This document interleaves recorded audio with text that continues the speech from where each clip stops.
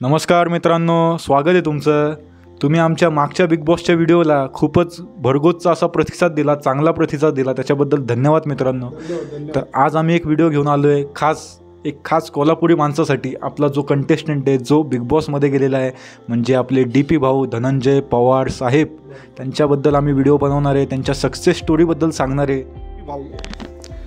भाऊबद्दल बोलायचं म्हणजे तर सर्वसाधारण कुटुंबामधला आपला एक हे, आणि मग त्याने आपलं सोशल मीडिया एक मनोरंजन म्हणून त्यांनी हे केलेलं, त्याचं बघू शकतो आपण नाही का.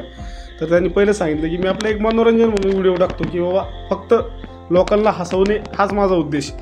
तसं आपलं पण तेच आहे की बाबा फक्त लोकांना हसवणे, लोकांचं मनोरंजन करणे हाच आमचा उद्देश आहे. तसंच धनंजय भाऊचं तेच होतं.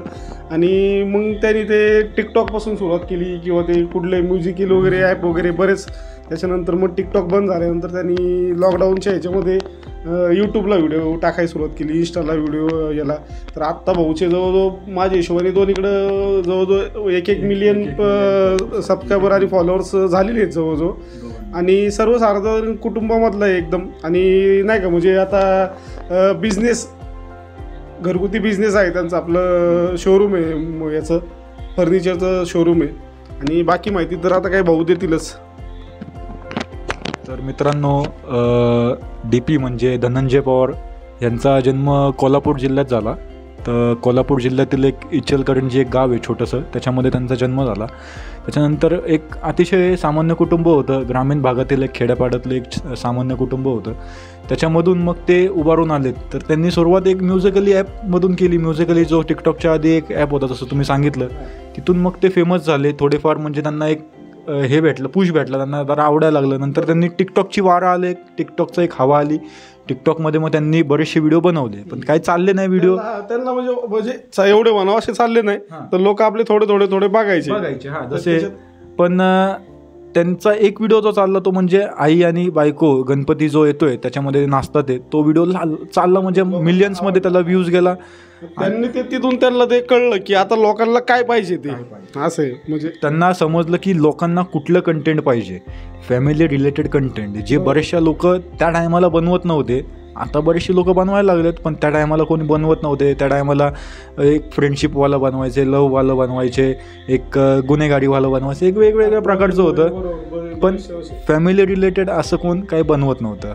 तर फॅमिलीमध्ये काय चाललं, तर त्याच्यामध्ये त्यांनी एक वेगळंच एक मुकाम गाठलेला आहे. हां, बरोबर. त्याच्यात म्हणजे सासू सुनांचं भांडण बघू शकतो, नवरा बायकोंचं भांडण बघू शकतोय, वडिलांचं मुलाचं भांडण किंवा प्रेम बघू शकतो, आईचं मुलाचं. त्यात म्हणजे त्यांनी मग ते सगळं त्यांना ते कळलं की लोकांना काय पाहिजे, लोकांना कुठले कंटेंट आवडतात आहेत. तर लोकांच्या हिशोबाने मग त्यांनी त्या हिशोबाने कुटुंबच निवडलं की नाही का. म्हणजे घरातलेच व्हिडिओ त्यांनी म्हणजे त्याच्यामध्ये हे करून लोकांचं मनोरंजन करायचं ठरवलं त्यांनी. त्यांचा मुलगा असेल, मुलगी असेल, भरपूर आपण बघतो की आता यूट्यूब इंस्टाला आपण बघतो त्यांचे बरेच व्हिडिओ की त्याच्यात ते त्यांनाच प्रमोट करतात भरपूर. आणि आता म्हणजे ते आता त्यांचा प्रवास असा की ते रील स्टार, मग एंटरप्रेन्युअर, मग आता ते थेट बिग बॉस स्पर्धक झालेत. म्हणजे जो महाराष्ट्राचा नंबर 1 रिॲलिटी शो आहे त्याच्यामध्ये ते गेलेले आहेत, त्यांच्यामध्ये स्पर्धक म्हणून गेलेले आहेत. ही खूप मोठी मजल त्यांनी गाठलेली. त्यांना आम्ही खूप सपोर्ट करणार आहे. तुम्ही लोकांनी त्यांना सपोर्ट करा. कोल्हापूरचे जे असतील त्यांनी खाली जाऊन कमेंट करा, सपोर्ट करा आपल्या, आणि लाईक करा आमचा व्हिडिओ. रांगडी माणूस आपला सामान्य माणूस गेलेला आहे. प्रत्येकाला हसवणारा, खळखळून हसवणारा, मनोरंजन करणारा. म्हणजे आपण म्हणू शकतो DP भाऊ बघू शकतो. DP भाऊचा एक काहीतरी किस्सा पण आहे की चला हव्या उद्यामध्ये पण त्यांना निलेश साबळेंनी इन्व्हाइट केलं होतं, मला वाटतं. तो किस्सा तुम्हाला माहिती आहे. तर त्यांना म्हणजे निलेश साबळे म्हणजे चला हव्या उद्यामध्ये त्यांना बोलवलं होतं, जे सगळ्याच क्रिएटर्सला बोलवलं होतं. विनायक माळी, DP भाऊ, अजून बरेचसे मराठी क्रिएटर्स होते.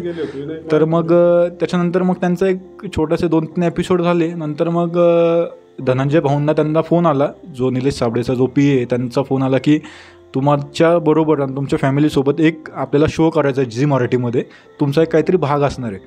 तर त्यांनी तो होकार दिला. ते जाणारही होते, पण तेव्हा त्यांच्या वडिलांनी त्यांना अडवलं आणि त्यांचे वडील त्यांना म्हणले की तू हे काय करतोय आणि तुला तिकडं जाताना तुला किती पैसे भेटतील. ते म्हणले की मला 1.5 ते 2 लाख रुपये मला कमीत कमी भेटतील.